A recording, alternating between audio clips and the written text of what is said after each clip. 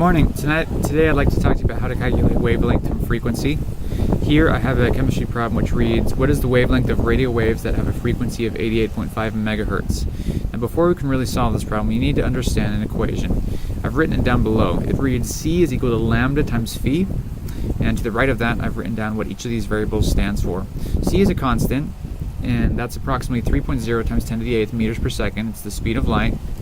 Lambda just stands for wavelength, that's in meters, and phi stands for frequency measured in hertz. Now notice that they gave us a frequency of 88.5 megahertz. Megahertz is not the same thing as hertz, so we need to convert from megahertz to hertz before we can really start using this equation. So let's do that right now. So what I'm going to do is I'm going to take 88.5 megahertz and convert that to hertz. 88.5 megahertz. Using dimensional analysis, I know that for every 1 megahertz, I have 1 times 10 to the 6th hertz. Remember, mega means million. So when I calculate that out, when I times across, I'm going to end up with 8.85 times 10 to the 7th hertz. Now that is in the correct unit that we need to plug into our equation. So let's go ahead and plug everything in. So C we said was 3.0 times 10 to the 8th meters per second.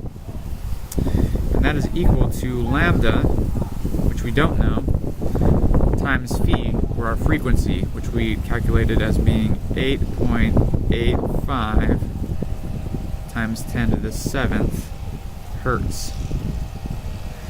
Now to isolate lambda, we need to simply divide over our frequency to the other side, which when we do that, we will cancel out our frequency on the right side of the equation, leaving lambda by itself. Okay, so let's go ahead and pull up a calculator to see what that ends up being.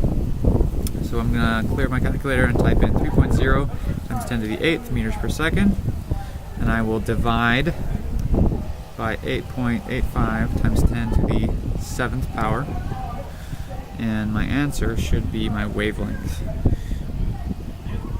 So over here I'm going to write lambda is equal to 3.4 meters. Now the reason I only rounded off to 3.4 was because of significant figures. Notice that speed of light I chose to include 2 significant figures because that's an approximation. Therefore my answer should also have 2 significant figures, which is why I rounded it off to 3.4. That concludes this video on how to calculate wavelength and frequency. I will probably post a future video about how to go the other way and calculate frequency from wavelength. But I hope this helps, and we'll see you next time. Thanks so much.